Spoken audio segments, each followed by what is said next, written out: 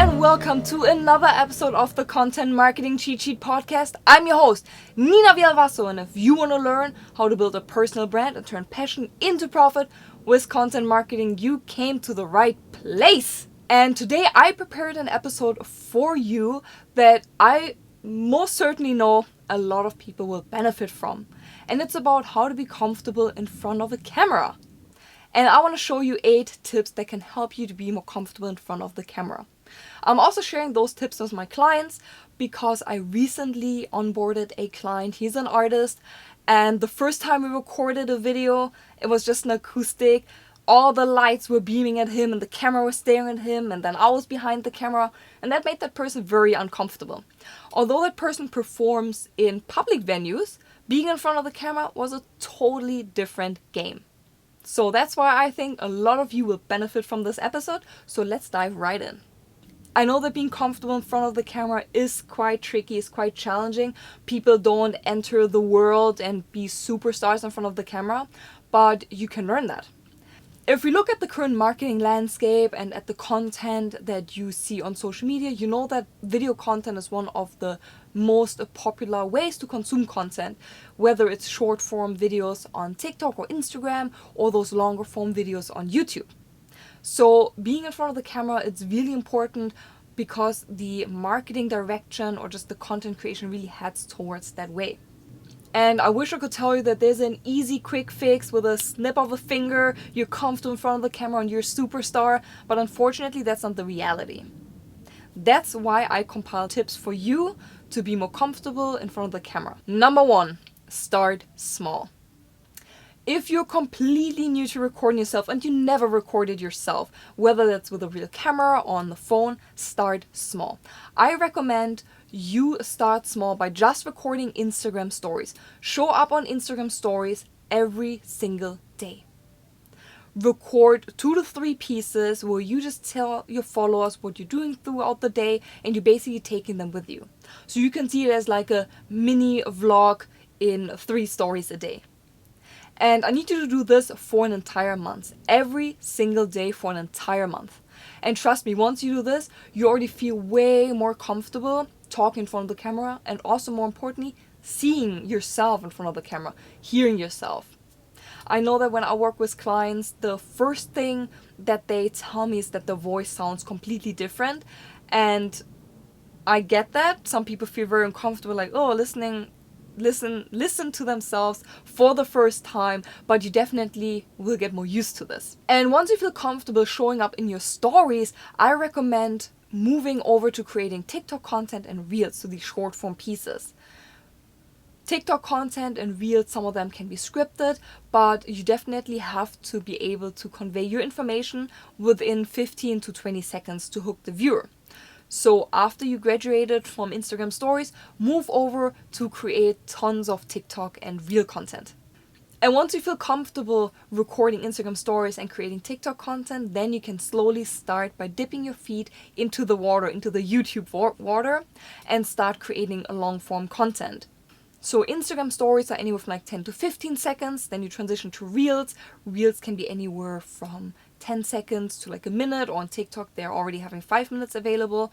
And then YouTube videos, of course you can upload a YouTube video that's a minute. I personally don't think that makes sense, but YouTube videos are anywhere from like 10 minutes, 30 minutes, all the way up to an hour. Number 2, practice and prepare. The best way to get comfortable in front of the camera is by practicing, and more practicing, and of course preparing.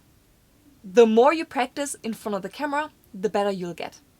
I recommend you start out by practicing in front of the mirror, a small group of friends or family, or even your pets. Yes, your pets do count as an audience. But most importantly, remember that practice makes perfect. You might not be natural, you might not feel comfortable at the beginning in front of the camera, but just like everything, with time, things will get better. You will get better at it. And one mistake I see a lot of content creators make, they film themselves and then they look at the piece, they want to edit the content, and they think to themselves, oh my god, that is awful, I sound horrible, I look horrible on the video, I don't want to push it out there. And they keep recording, but at the end of the day, they never push out any content. And I don't want you to make the same mistake. I need you to record videos and just push them out there. I understand it's sometimes uncomfortable, it's a little bit vulnerable, but you gotta put yourself out there. Your first couple of videos might be anything from stellar. They might sound horrible, they might look bad, maybe you don't really understand lighting, so they look a little bit dark and grainy, but honestly, that's okay. Because see this as a learning experience. Put out content and watch your content and get better from it.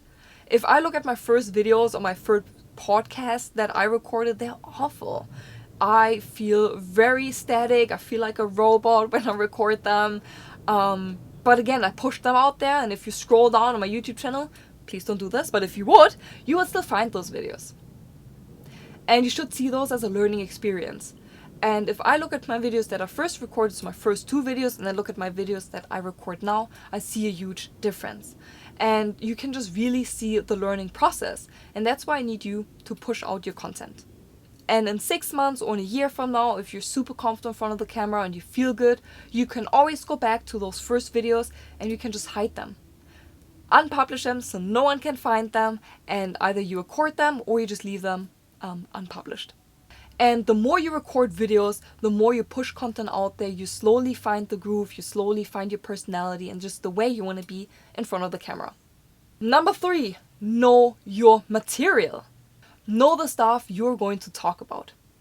Even if you're familiar with the topic, even if you know anything and everything about this topic, there's still a huge difference on conveying those information on camera while still being authentic and charismatic. So really review and prepare your content, read through your content, and really understand what you want to talk about and what type of information you want to convey on camera.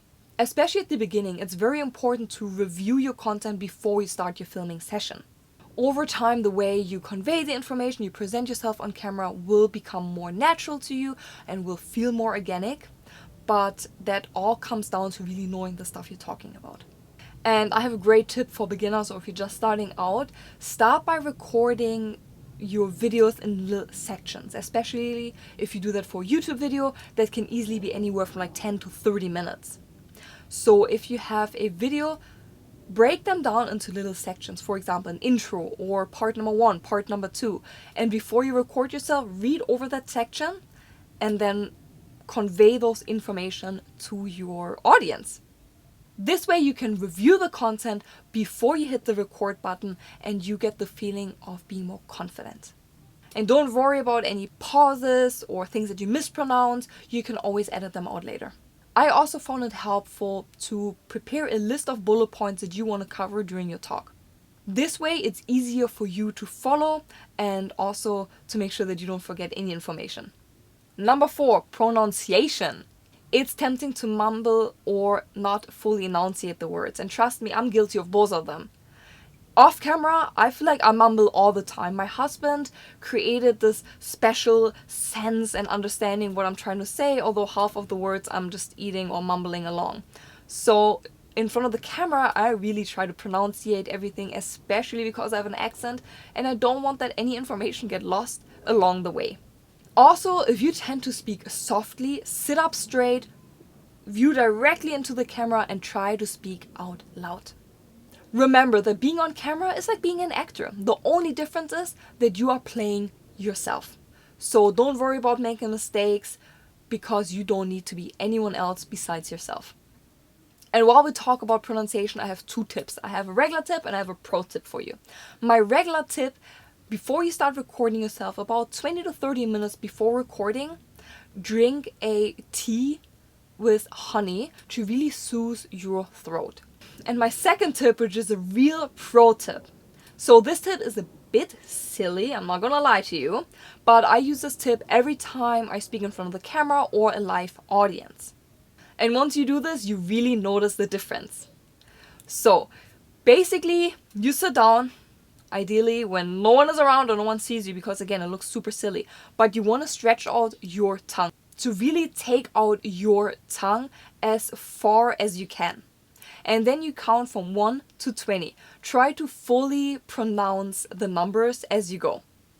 And let me give you a quick example of how that's gonna look. I know it's super silly, so I'm going to embarrass myself, but hey, it's all for you to get better in front of the camera. So you want to stretch out your tongue and count 1, 2, 3, And the more you do it, it really opens up the back of your throat. So once you count from 1 to 20, you should already feel a difference in the back of your throat. And the words that come out, they sound more clear. They sound better. So pause this video right now and give it a try. Number 5, smile. You'll feel better when you smile. When you smile, you seem more approachable, trustworthy, and confident. But why? Because smiling makes your face look relaxed. Smiling also changes the way your words come out of your mouth, so the sound of your words. So let's do this together. Let's try to say out a sentence where we smile and then a sentence where we don't smile, and you can hear the difference. So let's start by smiling. Hi, my name is Nina and I'm so glad you're here. Versus, hi, I'm Nina and I'm so glad you're here. Do you see the difference? And even if you're listening to the audio experience only and you don't see me, you know that in my first example I smiled and then the second one I didn't, because you hear the sound of your voice. Also, when you see someone smiling in a photo or in a video, they seem more approachable because they made an effort to look friendly. And smiling on a photo and smiling on camera doesn't have to be a full-on grind. It can also just be a light smile that just change the voice when you speak. So adding a simple smile to your video will definitely improve the way others see you. Number 6, body language. Body language is everything when you record a video, or even when you talk in front of a live audience. Just within a few seconds, your audience is judging you, whether that's intentional or not. Crossed arms is just a sign that you're bored or you don't really want to engage with anyone, or standing too close to someone is invading the personal space, or having your arms dangling around you might just be a sign that you're bored. So make sure you really watch out for your body language. Don't invade someone's personal space, and someone's personal space could be 2 to 3 feet away from them. Don't cross your arms. It comes as closed off and not really approachable, and don't dangle your arms around. So really make sure you know what you're doing. You know where to place your hands. Putting your hands in front of your stomach and only use them when you want to convey something with your hands also gives you a safe place on where to put them instead of dangling around and just looking totally fucking weird. Number 7, don't read off a script. Review the lines that you want to say about 5 minutes before you record the video. So you can read them out loud or you can read them in your head. Reviewing the sentences that you want to convey on camera before you hit the record button really helps you to memorize them and then be able to convey them in a way that also shows off your personality. The viewer will notice whether you read off a script, even if they don't see the script, or you're speaking from memory. It's just different how you convey those information. And as mentioned above, you can use bullet points as guidance so you don't forget anything. Number 8, knowing your introduction and ending. You are much more confident in front of the camera if you know the beginning and ending of your speech, whether this is talking into a camera or for a live audience. Knowing what you say at the beginning and at the ending will make you feel more relaxed and confident. And the reason why, because as I mentioned before, an audience is judging you within a few couple of seconds. So if you're already super comfortable at the beginning with your introduction, people already perceive you as, wow, this person is confident. Whatever you say in the middle doesn't really matter. And you can use this as a sandwich. So your breaths or the introduction and the ending, and you're super solid with them. And in between we have a little bit of salad, tomato situation going on, maybe some cheese. Sometimes that messes up or not, but if you start strong and you end strong, people don't really notice what happened in the middle. Knowing your introduction and your ending will also avoid that you stutter or feel a little bit lost because you said those introductions and endings over and over again, which then makes you feel more comfortable. At the end of the day, don't be afraid to make mistakes, because mistakes are needed to become a better person in front of the camera. If things aren't going your way or you feel stuck, you can always reach out to someone who's done it. So you can reach out to me. I've been there, I know how hard it is, but I can definitely be a help to you. But the most important thing to remember is that you are in control. You can control how you look and sound on camera, and if you feel like something is off, then simply change it. If you do this enough times, if you record yourself enough times, if you talk to a live audience enough times, it will become second nature and you will be super comfortable. And that led us yet again to another episode of the Content Marketing Cheat Sheet podcast. I'm so glad you tuned in today, and I can't wait to see you next week. Until then, goodbye, or how we say in Germany, auf Wiedersehen.